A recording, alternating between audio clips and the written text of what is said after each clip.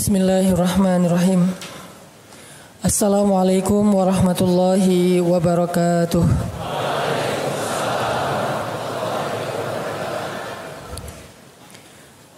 Alhamdulillahirabbil alamin.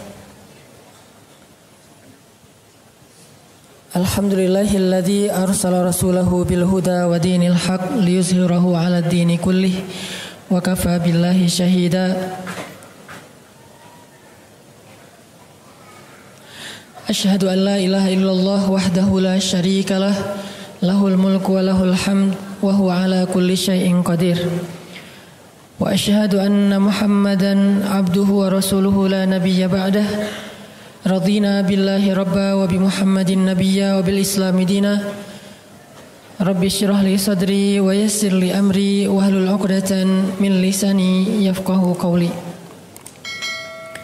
Allahumma salli wa sallim wa barik ala sayyidina wa habibina wa maulana Muhammadin wa ala alihi wa sahbihi ajma'in. Allah Subhanahu wa taala berfirman di dalam Al-Qur'an surat Al-Baqarah ayat 185. A'udzu billahi minasy syaithanir rajim. Bismillahirrahmanirrahim. Syahrul Ramadan alladzi unzila fihil Qur'an. Syahrul Ramadan alladzi unzila fihil Qur'an.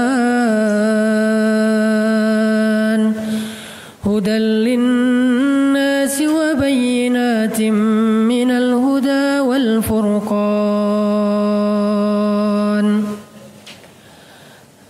Bulan Ramadan adalah bulan yang di dalamnya Allah turunkan Al-Quran sebagai petunjuk bagi manusia dan juga penjelas terhadap petunjuk-petunjuk itu, dan juga sebagai pembeda yang hak dan yang batil. Shadaqallahul azim. Teman-teman sekalian, anak-anak muda Kota Bandung dan sekitarnya yang dirahmati Allah Subhanahu wa taala, alhamdulillah kita sudah masuk ke dalam pekan kedua dari bulan suci Ramadan. Dan pada pekan kedua ini ada satu momen yang pantas untuk menjadi bahan renungan buat kita bersama, yaitu momen tentang nuzulul Quran. Walaupun biasanya diperingati pada malam 17 Ramadan ataupun pada malam-malam ganjil di 10 terakhir bulan Ramadan. Sebagaimana firman Allah Subhanahu wa taala di dalam surat Al-Baqarah tadi, bahwa bulan Ramadan itu salah satu di antara peristiwa besar yang terjadi di dalamnya adalah peristiwa nuzulul Quran. Allah turunkan di dalamnya Al-Quran. Dan di sini ada satu renungan buat kita, bahwa di bulan Ramadan Rasulullah SAW biasanya menambah porsi tilawah dan murajaah Al-Quran beliau.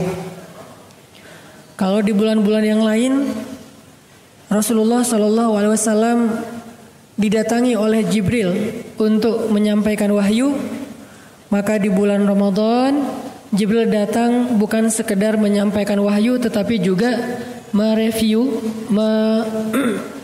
murajaah kembali hafalan dan qiraah Nabi terhadap Al-Quran. Sehingga bulan Ramadan identik dengan satu ritual, yaitu tadarus Al-Quran. Jadi tadarus Al-Quran ini bukan sekedar culture Indonesia, bukan sekedar budaya orang Indonesia di bulan Ramadan. Istilahnya saja yang lebih terkesan Indonesia banget, sehingga kita tidak boleh terkecoh dengan istilah. Sekarang umat Islam, salah satu challenge-nya adalah kita terlalu terjebak di dalam penamaan istilah-istilah. Padahal sebagian besar dari istilah-istilah yang kita kenal hari ini itu bukan berasal dari zaman Nabi, tetapi dari zaman para ulama. Means ulama yang memberikan nama istilah tersebut. Sehingga istilah-istilah ini kadang bisa dirubah dalam bahasa terjemah, bisa juga diganti sesuai dengan konteks pada masa atau pada tempat yang berbeda. Sama dengan istilah murojaah Al-Quran atau istilah tilawah Al-Quran, maka di Indonesia diistilahkan dengan tadarusan, yang diawali dengan kata tadarus kemudian menjadi tadarusan. Jadi tadarusan bukan hanya culture, bukan hanya budaya orang Indonesia. Tadarusan itu adalah salah satu di antara kebiasaan Nabi di bulan Ramadan. Bahkan di bulan Ramadan biasanya Jibril akan turun 2 kali untuk tadarusan bersama Rasulullah SAW. Walaupun mungkin teman-teman belum pernah mendengar istilah Jibril tadarusan dengan Nabi. Inilah yang membuat saya kadang-kadang kurang dimengerti. Sering menggunakan istilah yang sebetulnya itu adalah terjemah. Istilah terjemah dari istilah yang udah common di masyarakat. Kita biasanya menggunakan istilah kalau kita pun membaca hadis ketika Jibril alaihissalam turun di bulan Ramadan, maka Jibril memurajaah bacaan dan hafalan Nabi SAW.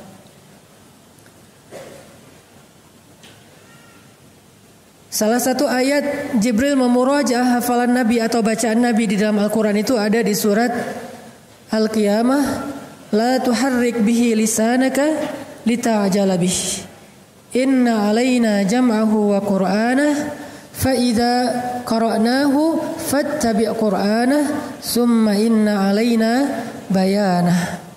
Ini salah satu paragraf kecil tentang kondisi tadarusannya Jibril dengan Rasulullah SAW. Nah, istilah murojaah itu kemudian saya coba sinkronkan dengan istilah-istilah yang lebih populer di Indonesia, yaitu adalah istilah tadarusan. Jadi bisa dikatakan bahwa salah satu di antara kebiasaan Nabi SAW di bulan Ramadan adalah tadarusan. Cuman tadarusannya Nabi bukan dengan hanya manusia, tapi juga Nabi tadarusannya dengan Jibril alaihissalam. Jadi tadarusan dari kata dars artinya belajar, mempelajari, memahami. Sebagaimana ayatnya fa idza qara'nahu fattabi' qur'anah summa inna alaina bayanah. Kalau kami sudah bacakan maka ikutilah bacaan itu. Jadi Jibril baca, Rasulullah mengikuti. Jibril membaca, Rasulullah mengikuti. Setelah selesai beberapa ayat, maka Jibril menjelaskan. Summa inna alaina bayanah. Jibril menjelaskan makna-makna dari ayat tersebut. Berarti culture tadarusan adalah salah satu di antara culture yang nyunnah, hanya beda istilah.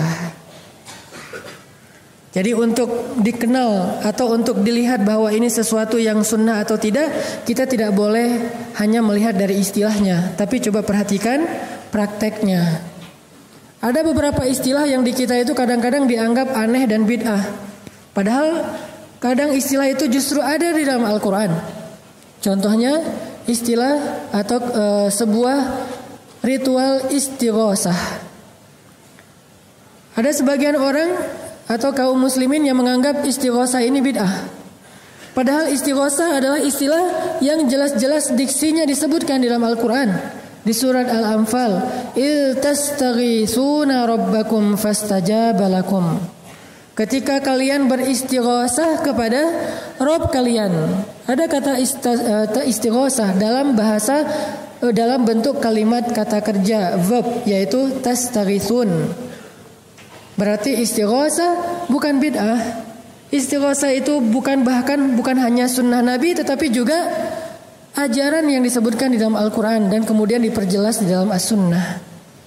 Sehingga tidak boleh kita terlalu gampang untuk menyimpulkan suatu hukum berdasarkan istilah. Karena secara kaidah fikih, hukum itu tidak terikat dengan nama, tapi dia terikat dengan prakteknya atau amalnya. Kadang-kadang kita langsung mengatakan haram. Makanya ada yang nanya ke saya, "Ustaz, apa hukum pacaran?" Saya tanya dulu, pacarannya gimana? Kalau pacarannya setelah nikah, maka halal. Ya, istilahnya pacaran. Tetapi kalau setelah nikah, namanya bukan pacaran, Ustaz. Justru Islam mengajarkan pacaran itu setelah nikah. Ini coba kita telisik lagi. Arti pacaran itu apa? Berkasih sayang. Waja'ala bainakum mawaddatan warahmah. Dan Allah menjadikan di antara kalian itu ada kasih dan sayang. Kapan dijadikan kasih dan sayang itu? Setelah saya terima nikahnya, muncullah kasih sayang. Sebelum terima nikahnya munculnya apa? Bukan kasih sayang, yang muncul adalah penasaran. Yang muncul itu kepo, yang muncul itu semangat stalking. Tapi belum bisa berkasih sayang karena nggak boleh ngasih sayangnya. Belum boleh dikasih sayang, baru boleh dikasih kepoan. Pakai akun yang lain biar nggak ketahuan gitu kan. Tapi belum boleh ngasih kasih sayang karena belum halal. Makanya nggak boleh kita langsung menyimpulkan satu hukum berdasarkan nama. Itu udah kaidah fikih. Apalagi kita menyimpulkannya secara umum. Saya mendengar dari kakak kelas saya yang kemarin juga Ustadz Awaluz Zikri sempat ke Bandung, Dr. Awaluz Zikri. Beliau adalah doktor di bidang fikih perbandingan mazhab di Al-Azhar. Beliau mengatakan ada satu kaidah fikih yang sering dilupakan di Indonesia dan itu diajarkan oleh ulama, salah satunya Ibnu Hajar yang menulis kitab Sahih Bukhari. Kaidahnya apa? Itlaqul jawab fi amrit tafsil khata. Memberikan sebuah fatwa secara umum dalam urusan yang detail itu salah. Gak boleh. Jadi kalau ada yang nanya ke kita misalnya gini, Ustadz, apa hukum menjual kulit hewan kurban? Gitu kan? Apa hukum menjual kulit hewan kurban? Kira-kira apa hukumnya? Kalau orang yang tidak memahami kaidah fikih, baru belajarnya lewat YouTube dan internet, maka dia akan langsung mengatakan menjual kulit hewan kurban haram. Jadi buat dia kalimat haram itu adalah ekspresi idealisme. Makin sering bilang haram, kesannya makin idealis. Padahal dalam Islam, haram itu cuma satu, yang halal itu 4. Wajib boleh, sunnah boleh, mubah boleh, makruh boleh walaupun ditinggalkan lebih baik. Baru yang kelima, haram. Jadi ada 4 hal yang dibolehkan dalam Islam, 1 hal yang diharamkan. Kenapa yang 4 ini nggak dieksplor? Supaya orang tahu betapa Islam itu syumul, luas sekali. Kenapa yang diambil hanya yang terakhir saja? Haram, haram, haram. Senang dengan kata haram. Sehingga ketika dia udah mengatakan haram, seolah-olah dia adalah orang yang paling idealis. Sedangkan yang mengatakan halal itu kesannya kurang idealis. Sehingga Ibnu Hajar mengatakan itlaqul jawab fi amri tafsil khata. Gak boleh kita menjawab secara umum dalam urusan yang harusnya diperdetail dulu. Apa, gimana bentuknya. Sehingga kalau ada yang bertanya, Ustadz, apa hukum menjual kulit hewan kurban? Ustadznya harus bertanya balik, yang menjual siapa? Kalau yang menjualnya yang memotong hewan kurban, haram. Kalau yang menjualnya yang berkurban, haram. Kalau yang menjualnya yang menerima hewan kurban karena dia berhak, maka halal. Berarti kan beda kan? Padahal pertanyaannya sama, tapi jawabannya bisa berbeda karena kondisinya, prakteknya berbeda. Ada orang yang menerima daging hewan kurban udah bercampur dengan kulit di dalamnya dan dia nggak tahu gimana cara mengolah kulit itu untuk dia makan. Akhirnya dia jual ke tetangga yang bisa ngolah. Ya udah jual aja ke ibu, berapa? Terserah ibu bayar berapa. Ya udah 10.000 ya. Yang penting dia dapat uang walaupun murah. Tapi kan kalau emang haram walaupun 1.000 juga nggak boleh, Rp1 juga nggak boleh. Ini bukan soal angkanya, tapi boleh tidaknya dijual. Sehingga ulama yang bijaksana, yang arif, dia tidak akan menjawab suatu fatwa hanya berdasarkan pertanyaan secara umum. Dia akan bertanya balik, siapa, bagaimana, kenapa. Kenapa ada itu? Disebut dengan dawabitus syariah. Dawabit. Islam itu dawabit, detail. Sehingga kadang-kadang fatwanya berbeda dengan pertanyaan yang sama ditanyakan oleh 2 orang yang berbeda.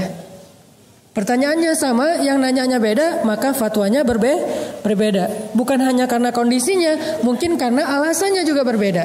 Ada orang yang misalnya, Ustadz, saya pengen nikah, hukumnya apa? Nikah wajib. Datang yang kedua, Ustadz, saya pengen nikah, hukumnya apa? Nikah sunnah. Ustadz, saya pengen nikah, hukumnya apa? Nikah makruh. Datang lagi yang keempat, Ustadz, saya pengen nikah, hukumnya apa? Haram. Kenapa 4 orang beda hukum? Karena alasannya berbeda. Yang pertama alasannya dia kalau nggak menikah maka dia akan berzina, sehingga nikah bagi dia menjadi wajib.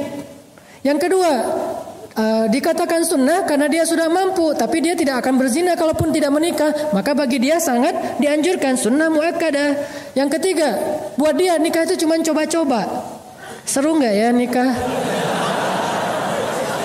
Akhirnya nikah bagi dia menjadi makruh. Yang ketiga, nikah hanya untuk mempermainkan orang lain, dan dia udah berniat nanti setelah dia mencicipinya, dalam tanda petik dia akan ceraikan, maka nikah bagi dia haram. Padahal pertanyaannya sama, Ustadz, apa hukum menikah? Sama juga, Ustadz, apa hukum menjomblo? Tergantung yang nanya kan ya. Kalau yang nanyanya anteng-anteng aja, ya sudah, menjomblo itu mubah, boleh-boleh saja. Ada yang mengatakan, ya sudah, menjomblo itu adalah sunnah. Lebih baik dia menjomblo daripada dia menikah, karena dia kalau nikah malah ngerepotin orang. Soalnya dia belum siap, dia juga belum bijak, dia belum belajar agama, malah nanti akan merusak agama perempuan yang dia nikahi. Ada juga yang menjomblo itu wajib, kamu harus jomblo, kamu nggak boleh nikah. Nah, ini saya belum nemuin kenapa dia jadi wajib.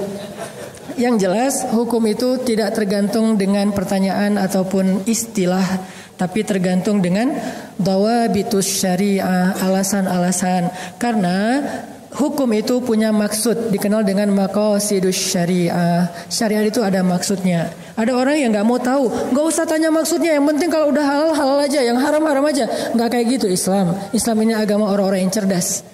Dia ada maqasid, ada dawabit. Ini jarang-jarang saya ceramah kayak gini-gini ya, sosok gaya gitu. Sebetulnya dulu sebelum ada Pemuda Hijrah kan ceramah saya kayak gitu. Ceramah saya itu tentang sejarah para rijal, para tokoh-tokoh Islam. Kalau teman-teman pengen dengar ceramah saya yang versi bold, coba datang ke Masjid Al-Latif di Tarbiyah. Itu tuh judulnya aja Tasawur Haraki, persepsi pergerakan.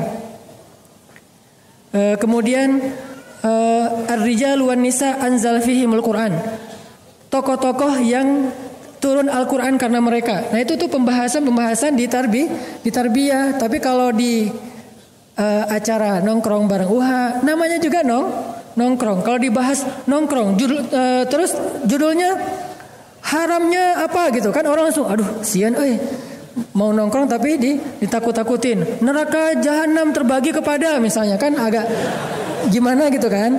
Makanya kata Nabi kepada para dai ketika Nabi mengutus Muaz bin Jabal, apa nasihat Nabi kepada Muaz bin Jabal sebelum diutus ke Yaman? Kata Nabi, yassir wala tu'assir, mudahkan jangan persulit. Itu tuh bukan doa, tapi itu nasihat Nabi kepada Muaz. Wahai Muaz, mudahkan urusan orang untuk masuk kepada Islam, jangan persulit, jangan idealis. Jangan perfeksionis. Idealis boleh, jangan perfeksionis. Arti perfeksionis, kalau belum sempurna nggak boleh masuk Islam. Padahal orang masuk Islam itu untuk menyempurnakan diri. Kalau dia udah sempurna, maka dia nggak perlu bertanya perlu nggak saya masuk Islam. Pasti dia udah paham kebenaran Islam. Jadi karena dia belum sempurnalah, dia belajar pelan-pelan sehingga masuk Islam dulu supaya dia bisa belajar. Ada orang yang nanya, ya Syekh, saya pengen masuk Islam, tapi saya nggak bisa meninggalkan khamar. Boleh nggak? Boleh. Bukan boleh khamar, boleh masuk Islam. Nanti setelah dia masuk Islam, dia diajarkan tentang masalah khamar. Kan ada tuh di zaman Umar ibn Khattab, seorang laki-laki yang ahli jihad, tapi nggak pernah bisa meninggalkan khamar. Dia mujahid, tapi dia nggak bisa ninggalin khamar. Dan ini jangan dicontoh ya. Oh ternyata ada sahabat yang senang minum tapi senang jihad. Wah ini kayak cocok nih buat gua nih. Tar dulu. Kan dia lagi berproses. Yang udah di masjid jangan keluar lagi. Yang di luar masjid pelan-pelan diajak ke dalam. Yang udah di masjid jangan niru yang di luar. Wah kayaknya lebih seru di luar daripada di dalam. Saya nyesel terlalu cepat masuk. Mending di belakang di luar aja lama-lama. Nanti juga masuk sendiri. Jangan. Yang udah di sini kan was-sabiqun as-sabiqun. As-sabiqun al-awwalun. Kan selalu ada kaidah itu kan. Siapa yang lebih dulu masuk Islam, siapa yang lebih dulu berhijrah, siapa yang lebih dulu dalam kebaikan, maka was-sabiquna fid dunya fahumus sabiquna fil akhirah. Itu ayatnya. Was-sabiquna sabiqun, dua kali kata sabiqun. Yang satu di dunia, yang satu di akhirat. Cuman Allah enggak membuat detail. Itulah bahasa Al-Qur'an yang umum. Was-sabiqunas sabiqun. Artinya apa? Yang duluan dan duluan, gitu kan? Maksudnya was-sabiquna fid dunya fahumus sabiquna fil akhirah. Orang yang di dunia duluan dalam kebaikan, nanti dia di akhirat duluan ke surga. Jadi yang udah hijrah jangan nyesel. Aduh nyesel udah terlalu awal hijrah jadi udah gak bisa seru-seruan. Siapa bilang setelah hijrah gak bisa seru-seruan?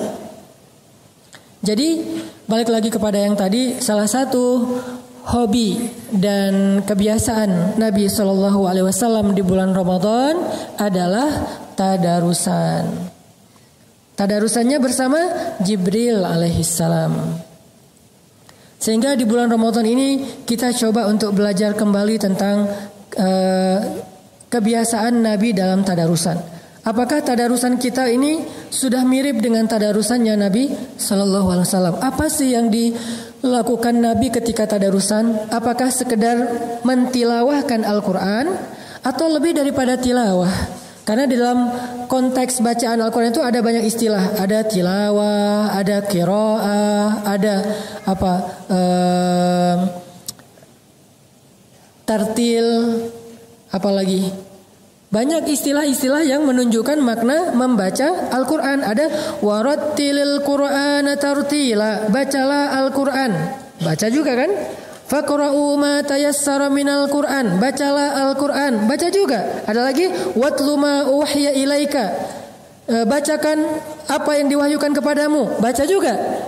Jadi tilawah artinya baca, qiraah artinya baca, tartil artinya baca. Kenapa? Karena itu terjemah. Tapi dalam bahasa Arab 3 kalimat ini berbeda arti antara warattilil Qur'an tartila, utlu ma uhiya ilaik, faqra ma tayassara minal Qur'an.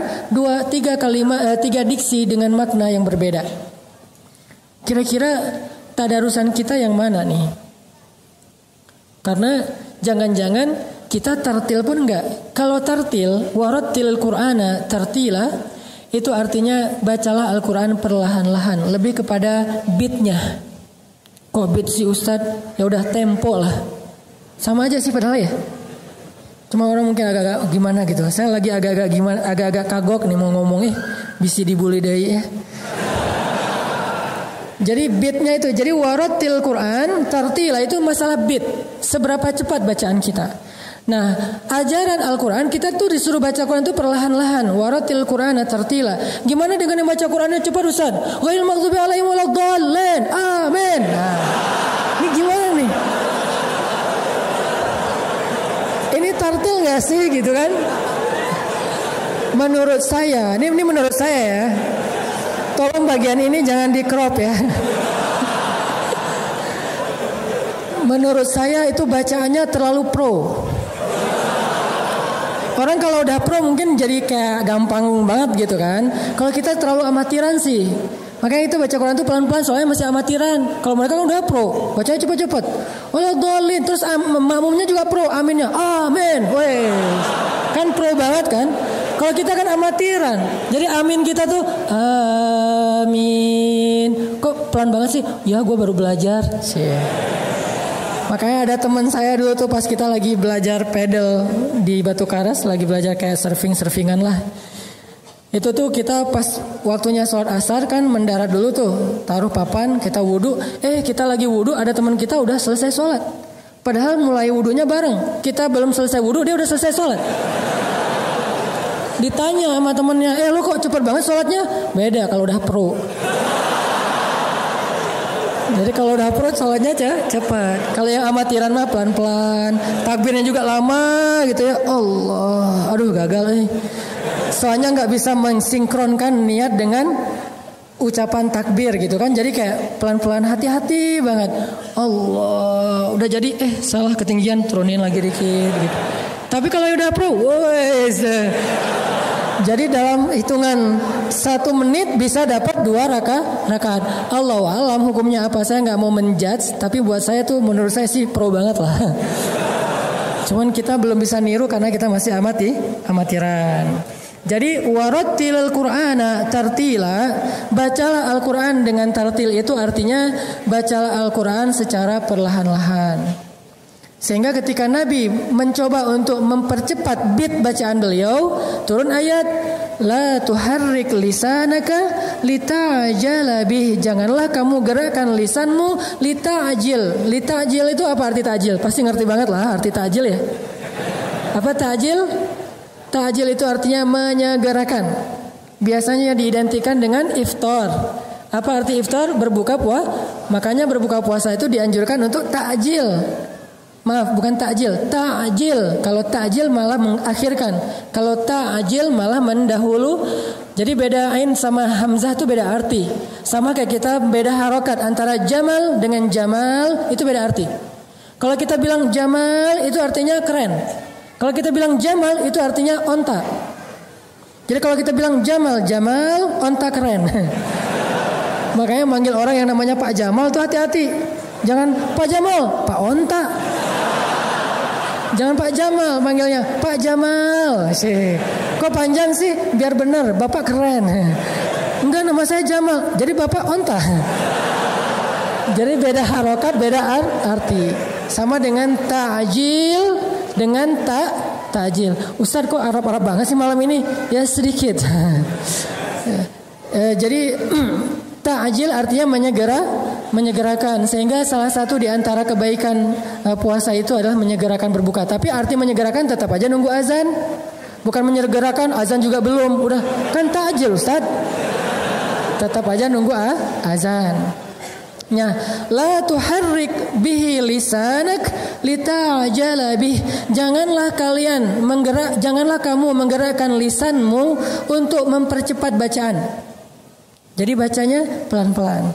Bismillahirrahmanirrahim. Alhamdulillahi rabbil alamin. Ar-Rahmanirrahim. Maliki yaumiddin. Lebih cepat lagi.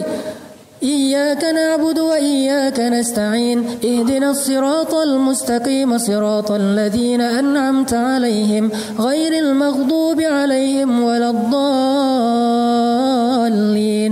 Itu udah paling cepat. Lebih cepat lagi. Alif lam mim dzalikal qur'an. Amin. Aduh, saya juga gak ngerti gimana cara bacanya. Itu tuh saya tuh kan kita udah pada hafal Al-Fatihah lah ya dari sejak kecil kan. Tapi kayaknya nggak kebayang gimana cara baca Al-Fatihah dengan kecepatan flash kayak gitu kan. Itu tuh luar biasa. Saya juga salut lah pokoknya.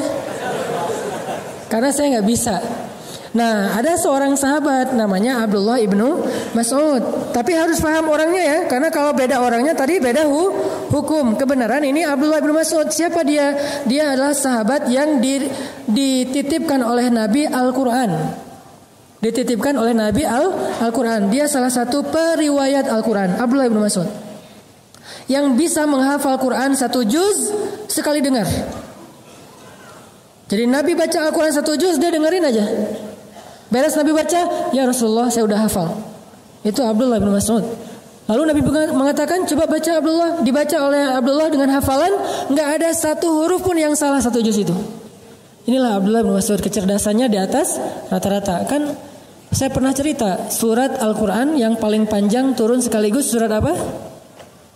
Al-Quran surat yang paling panjang yang turun sekaligus surat apa? Kalau Al-Baqarah panjang, tapi dia turunnya dicicil. Surat yang paling panjang turunnya sekaligus di Al-Quran, surat Al-An'am. 1 juz lebih 1 lembar. 11 lembar lebih. 11 lembar setengah lebih tepatnya.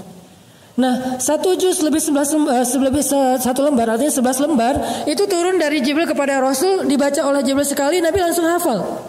Keren ya? Jadi kalau ada yang mengatakan bahwa Nabi itu nggak pintar, ini salah satu bukti kepintaran Rasulullah Sallallahu Alaihi Wasallam. Terus kalau pintar kok nggak bisa baca tulis? Karena jumhur ulama sejarah bersepakat bahwa Nabi nggak bisa baca tulis. Jadi ummi di situ benar-benar nggak bisa baca tulis. Apa buktinya Nabi nggak bisa baca tulis? Ketika terjadi perjanjian Hudaibiyah, poin-poin dari perjanjian itu banyak yang ternyata agak menurut para sahabat harus diganti. Nabi nanya kepada para sahabat, menurut orang Quraisy harus digantikan. Poinnya pertama kalimat Bismillahirrahmanirrahim.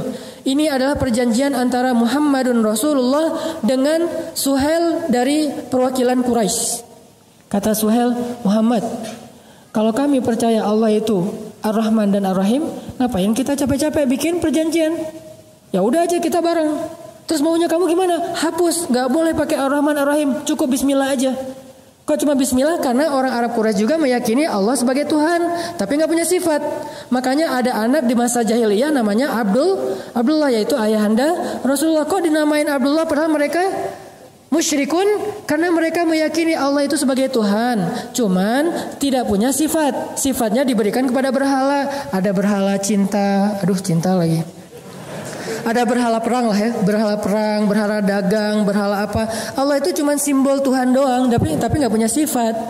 Makanya kalau kami percaya Allah itu Rahman dan Rahim, ngapain kita bikin perjanjian? Udah aja kita bareng. Terus maunya gimana? Hapus Ar-Rahman Ar-Rahim, tinggal Bismillah. Juru tulisnya siapa? Ali bin Abi Thalib, karena dia bisa baca tulis. Nabi nanya, ya Ali, mana kalimat Ar-Rahman Ar-Rahim? Karena Nabi tidak bisa membaca. Mana kalimat Ar-Rahman Ar-Rahim? Ali menunjukkan, yang ini ya Rasul. Kata Rasulullah, hapus. Kata Ali, saya nggak berani ya Rasul. Mana berani dia menghapus Ar-Rahman Ar-Rahim?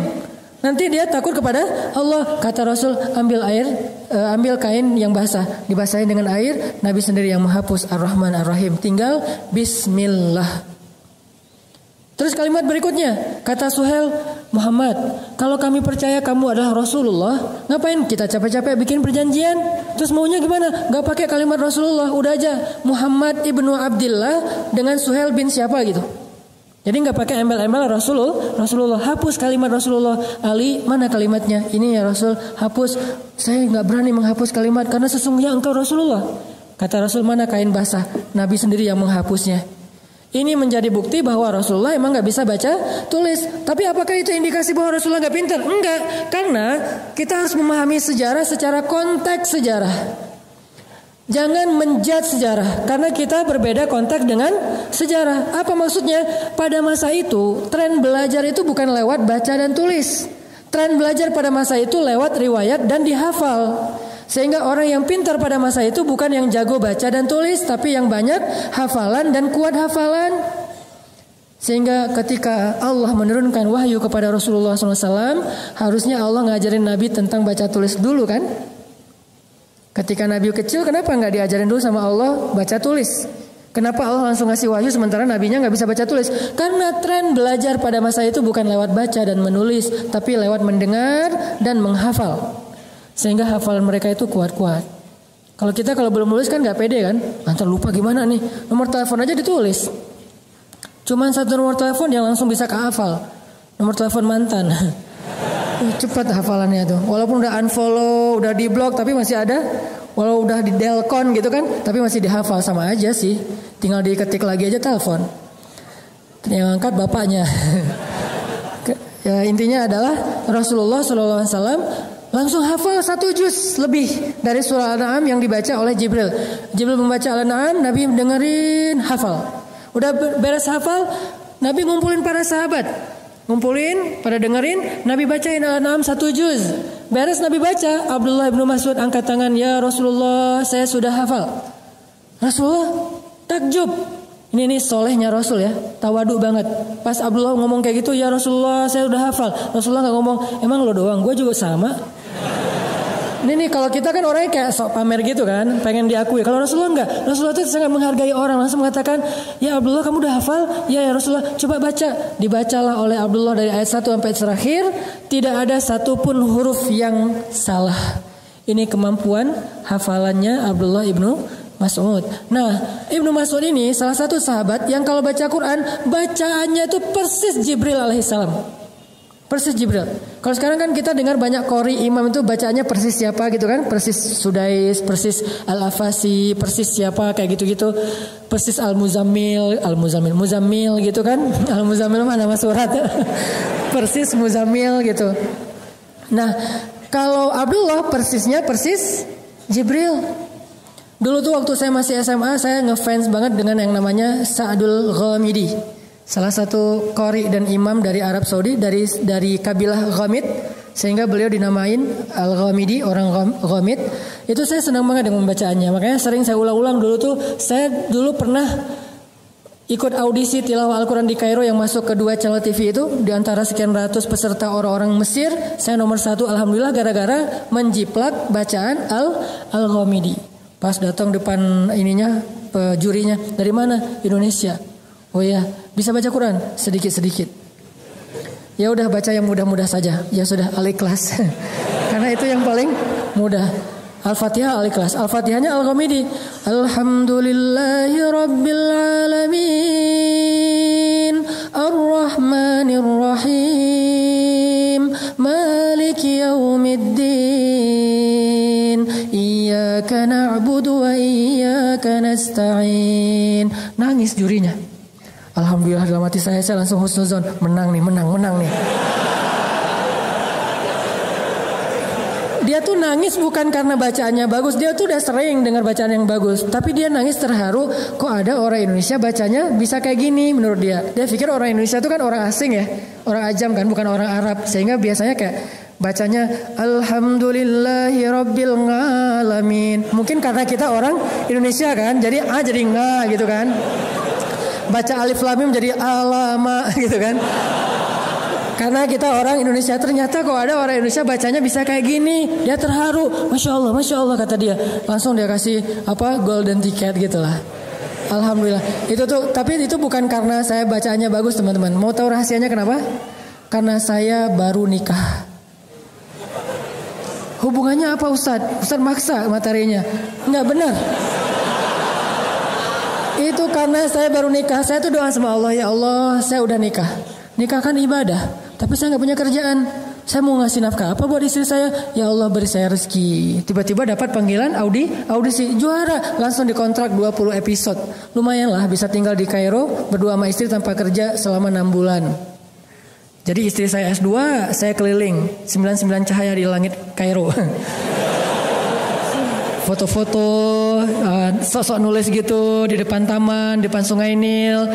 Kalau lagi bingung-bingung loncat gitu kan ya.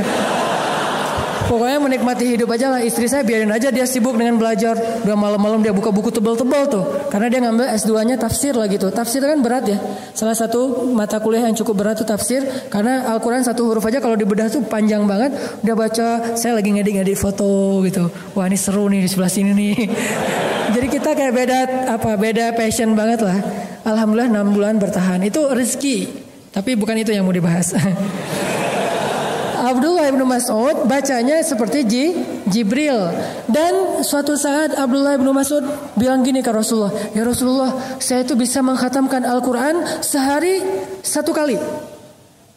Kata Nabi, ya Abdullah, jangan. Kalau gitu 2 hari 1 kali khatam. Kata Rasulullah, jangan. Kalau gitu 3 hari 1 kali khatam.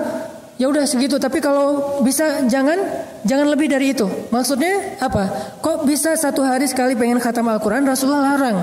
Karena kalau sampai kurang dari 3 hari khatam, berarti dia tidak qiraah. Soalnya dia baru murajah nggak akan faham. Terlalu cepat. Ini mirip dengan cerita seorang anak muda di zaman Nabi itu yang sholatnya cepat banget kan, yang tadi pro banget. Sehingga kata Nabi, sholat lagi kamu belum sholat. Terus dia sholat lagi, cepat lagi, sholat lagi kamu belum sholat. Sama, jangan baca Quran khatam kurang dari 3 hari. Karena kalau kurang dari 3 hari berarti bacaannya tidak sempat ditadabbur. Gimana dengan para hafiz Quran Ustadz? Itu beda karena mereka murojaah. Saya punya seorang guru anggota dewan di Jakarta. Beliau murojaah Al-Quran sehari itu 10 juz. Sehari 10 juz. Padahal anggota dewan loh, bukan nganggur. Yang kesibukannya luar biasa tapi bisa murojaah Al-Quran sehari 10 juz. Jadi 3 hari beliau khatam, 3 hari khatam. Kalau kita 3 hari gak khatam-khatam gitu ya, 1 juz juga ya. Kalau beliau 30 juz 3 hari khatam. Itu khusus buat para hufaz. Nah, balik lagi kepada hobi Nabi tadarusan. Jadi walaupun Nabi di bulan Ramadan semangat membaca Al-Quran, bukan mengejar hanya jumlah ayat dan juz. Tetapi kata Jibril, kata Allah, waratil Qur'ana tartila la tuharrik bihi lisanaka lita'jala bi. Nabi juga mencoba untuk memahami ayatnya. Sehingga saya mau mengajak teman-teman semuanya dalam hubungan kita dengan Al-Quran, coba bikin 2 target sekarang. 1 target khatam, mungkin sehari 1 juz, sehari setengah juz kalau di luar Ramadan, sehingga 2 bulan sekali khatam. Kalau di Ramadan 1 juz, supaya akhir Ramadan kita bisa doa khatam Al-Quran di akhir Ramadan. Itu target khatam. Bikin lagi 1 target faham. Target faham dan amal. Nah, kalau targetnya faham dan mengamalkan, itu bisa jadi sebulan 1 ayat. Bisa jadi sebulan cuman 1 ayat. Karena ada contoh, dulu Umar bin Khattab mengkhatamkan surat Al-Baqarah itu 12 tahun. Mengkhatamkan surat Al-Baqarah 12 tahun. Khatam yang kayak gimana maksudnya Ustaz? Kalau tilawah pasti cepat banget. Umar kan semangat baca Al-Quran. Kenapa bisa 12 tahun? Bukan tilawah, tapi qiraah. Bedanya, kalau tilawah hanya membaca hurufnya dan tetap berpahala pastinya karena 1 huruf 10 kebaikan. Tapi kalau qiraah, dia mencoba untuk memahami, mentadaburi, mengamalkan. Mulai dari mentadaburi sampai mengamalkan. Sehingga setelah 12 tahun, maka tidak ada lagi 1 pun ayat di dalam surat Al-Baqarah yang belum diamalkan oleh Umar bin Khattab. Jadi untuk mengamalkan Al-Baqarah butuh waktu 12 tahun. Sehingga kalau kita baca di surat Al-Baqarah ayat mana aja, itu pasti sudah pernah diamalin sama Umar bin Khattab. Sekarang kita selain udah khatam Al-Quran beberapa kali, kira-kira udah sampai di mana qiraah Al-Quran kita? Kalau tilawah kita mungkin udah berulang kali ya, udah tawaf berkali-kali nih tilawah. Tapi qiraah kita udah sampai di mana?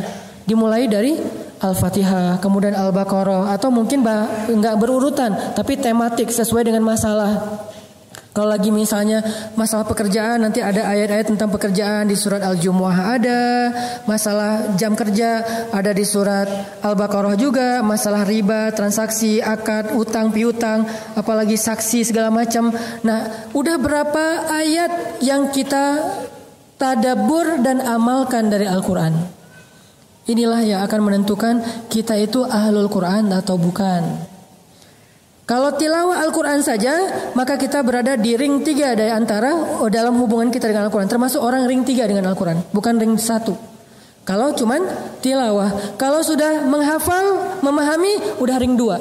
Kalau udah mengamalkan, itu orang yang ring 1-nya Al-Quran. Akrab banget sama Al-Quran. Dan itu disebut dengan ahlul Quran. Dan ahlul Quran disebut juga dengan ahlullahi wa khassatuh. Keluarga Allah dan orang-orang yang istimewa di sisi Allah. Orang ring 1 inilah yang nanti di padang mahsyar ketika bangkit dijemput sama geng malaikat. Namanya geng malaikat Safaroh. Jadi ada grup malaikat, nama grupnya itu Safaroh. Apa malaikat Safaroh? Safaroh itu safir. Safir itu artinya duta, ambasador. Ternyata malaikat juga punya duta-duta yang keren-keren, yang ganteng-ganteng, yang sempurna, yang bijaksana, yang karismatik.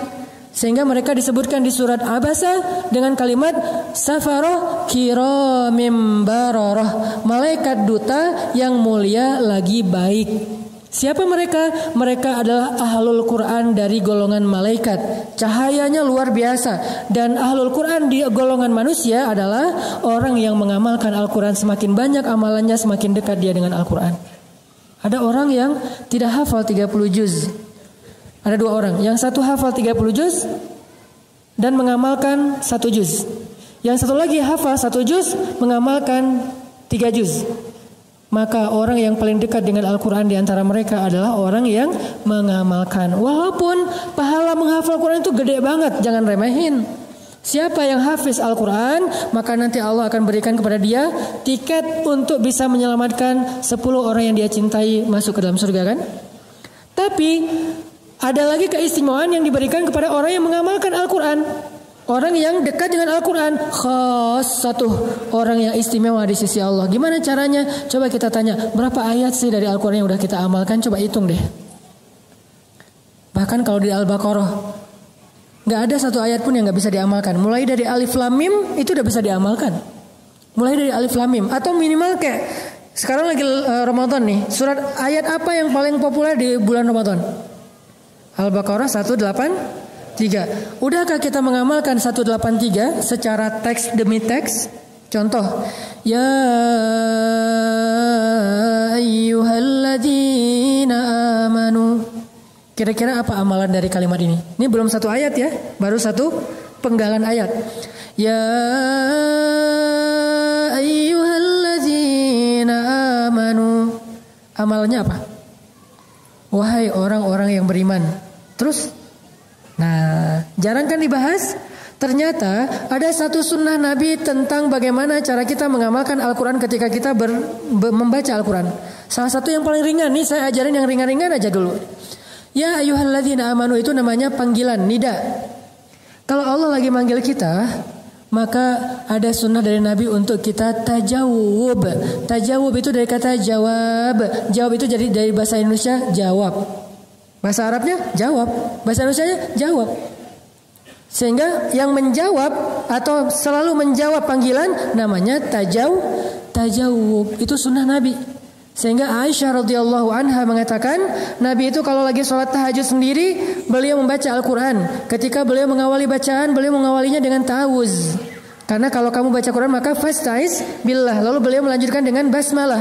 Lalu ketika beliau membaca ayat-ayat kebesaran Allah, maka Nabi memuji Allah. Ketika membaca ayat-ayat surga, Nabi berdoa. Ketika membaca ayat-ayat neraka, Nabi bertawuz. Ketika membaca tentang panggilan, Nabi bertajawub. Ini menunjukkan bahwa tajawub salah satu sunnah Nabi dan tutorial cara mengamalkan Al-Quran paling sederhana. Tajawubnya gimana Ustadz? Kalau Allah panggil kita, ya ayyuhalladzi. Kalau ada panggilan ya ayyuha di Al-Quran itu namanya nida, panggilan. Tapi nggak semuanya bisa tajawub. Kalau dipanggilnya ya ayyuhalladzina amanu, maka kita mengatakan labbaika ya rabbi. Kita mengatakan labbaika ya rabbi. Wahai orang-orang yang beriman, aku penuhi panggilanmu ya Allah. Ada apa ya Allah? Kalau mau lebih akrab lagi, bilangnya gini, labbaika ya rabbi wa sa'daik. Itu lebih akrab lagi tuh. Kalau nggak hafal, apa sih tadi Ustaz? Udah labbaika ya rabbi aja. Jangan kebalik, labbaik Allahumma labbaik. Ini mah kayak terlalu menghayati umroh dan haji kan. Ini mirip sih tapi beda. Jadi kalau Allah panggil ya ayyuhalladzina amanu labbaika ya rabbi wa sa'daik. Aku penuhi panggilanmu kepada engkau ya Allah dan aku bahagia memenuhinya. Ada apa ya Allah? Jadi seolah-olah kayak orang tua kita manggil misalnya manggil kita gitu, Asep gitu ya. Ya ma gitu kan ya. Nah itu berarti dia tajawub. Kalau dipanggil berkali-kali nggak jawab, nggak sopan. Berarti mengamalkan ayat panggilan, kita katakan labbaik ya Rabbi. Itu tuh Allah sayang banget kalau kita kayak gitu. La'allakum turhamun. Allah sayang sama hamba yang tajawub. Dan Allah juga tajawub sama kita. Contoh pas kita lagi sholat nih. Kita baca Al-Fatihah kan? Alhamdulillahi Rabbil Alamin. Allah tajawub. Kata Allah, malaikat, hambaku memuji aku. Ar-Rahmanir Rahim, hambaku menyanjungku. Maliki yaumiddin, hambaku mengagungkan aku. Iyyaka na'budu wa iyyaka nasta'in. Itu antara aku dengan hambaku loh ya. Jadi Allah tuh kayak chat gitu kan sama kita kan. Nah gimana cara kita chat dengan Allah ketika Allah berfirman ya ayyuhalladzina amanu. Nanti kalau dalam sholat dengerin imam baca itu, maka ucapkan dengan pelan. Tapi jangan labbaik, jangan. Itu ngasih kode. Maksudnya imam buruan atuh. Jadi labbaik ya Rabbi dalam hati kita atau dalam lisan labbaik ya Rabbi. Itu tuh pasti khusyuk sholatnya. Makanya kalau kita tahu beberapa trik kecil terhadap imam baca ya,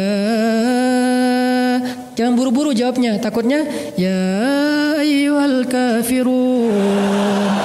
Masa labbaik aku penuhi Allah, emang kita kafir? Nah, dengerin dulu yang jelas. Kalau ya ayyuhalladzina amanu oke. Kalau munafikun jangan. Kalau kafirun jangan. Tapi kalau ya ayyuhan nas masih mending lah ya. Wahai manusia atau ya ibadi. Walaupun ada pembukaannya sih. Qul ya ibadiyalladzina asrafu ala anfusihim. Kita langsung labbaika ya Rabbi. Kita merasa sebagai pendosa dan Allah lagi manggil kita nih. Qul ya ibadi alladzina asrafu ala anfusihim labbaika ya Rabbi wa sa'daik. Allah panggil saya, Karena saya pendosa, Allah panggil saya, Allah pengen ngampunin dosa saya penuhi ya Allah, saya penuhi panggilan Engkau. Kan gitu kan? Jadi kita tuh sibuk di dalam sholat, gak mikir yang lain-lain, gak sempat ngahulang karena kita lagi chat. Tapi coba kalau misalnya kita tuh dengerin aja sambil berdirinya sebelah kaki gitu kan. Sesekali gerak ke sini, sekali gini, udah kayak orang bumerang gitu. Gitu. Lama-lama jadi bumerang ya. Kalau kayak gitu nggak bakalan khusyuk. Biar khusyuk kita kayak apa namanya? Ya aktif gitu. Jadi respon. Allah ngomong apa kita respon. Allah ngomong apa kita respon. Emang kayak gitu sunnah Nabi. Sehingga kalau ya ayyuhalladzina labbaik ya rabbi. Nah, biasanya setelah nida, setelah panggilan itu suka ada perintah. Atau suka ada larangan, antara perintah atau larangan. Nah, jawabannya apa? Sami'na wa ata'na. Ngomong gitu aja dulu walaupun kita belum ngamalin. Karena itu akan mensugesti kita buat ngamalin. Misalnya Allah bilang, "Qul ya ibadiyalladzina asrafu ala anfusihim labbaika ya rabbi wa sa'daik. La taqnatu min rahmatillah. Sami'na wa ata'na." Gitu. Walaupun gak harus gitu-gitu sih. Maksudnya dalam hati gitu ya. Jadi kita kayak aktif banget gitu sama Allah lagi chat. Jadi gak ada yang bisa ganggu. Ya siap Allah, siap Allah. Atau siap. Itu mah di luar sholat lah ya. Jangan di dalam sholat. Ini menunjukkan kalau kita itu orangnya kayak seru gitu. Kan kalau kita chat sama teman tektokan gitu. Kalau seru kan kita juga jadi kayak semangat kan. Allah jangan dicuekin. Allah ngomong panjang lebar kita diam aja. Pas sudah beres salat, tadi imam baca surat apa ya? Nggak ngerti lah gitu. Ada yang lebih parah. Saya pernah ngimamin di sebuah masjid di daerah pelosok ya, di sebuah pelosok, nggak tahu nggak usah disebut di mana. Salat taraweh bacanya di juz-juz yang di tengah, bukan alhaakumut takatsur atau al-asr. Saya bacanya kaf ha ya ain shad, surat favorit saya, surat Maryam. Besoknya muncul gosip. Besok-besok jangan sholat bareng orang itu lagi. Kenapa? Qurannya meni beda. Ternyata kalau bukan at-takasur dikira bukan Quran. Jadi menurut mereka yang saya baca itu bukan Quran, saking mungkin awam ya, nggak ngerti. Nah, jadi kayak misalnya kalau kita dengan Allah itu akrab, dengan Allah itu chatnya tuh aktif, nanti begitu kita panggil Allah, ya Rabbi, Abdi, hal min dihajah, Abdi, hal min taib, hambaku kenapa, ada apa, kamu butuh masalah, ada masalah, kamu pengen taubat, gitu Allah ke kita, gara-gara kita sering ya ayyuhalladzina amanu labbaika ya Rabbi, kita panggil ya Rabbi, Abdi, kata Allah. Karena kita udah sering tektokan nama Allah. Itu cara paling sederhana ngamalin Al-Quran.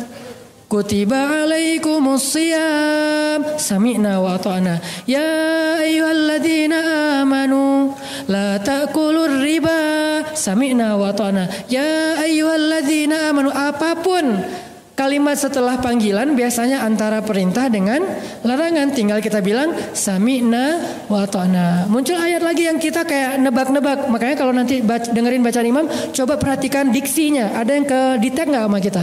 Misalnya ke detectnya Jahannam. Kan semua ngerti kan? Gak ada yang gak ngerti kan Jahannam? Kalau ada kalimat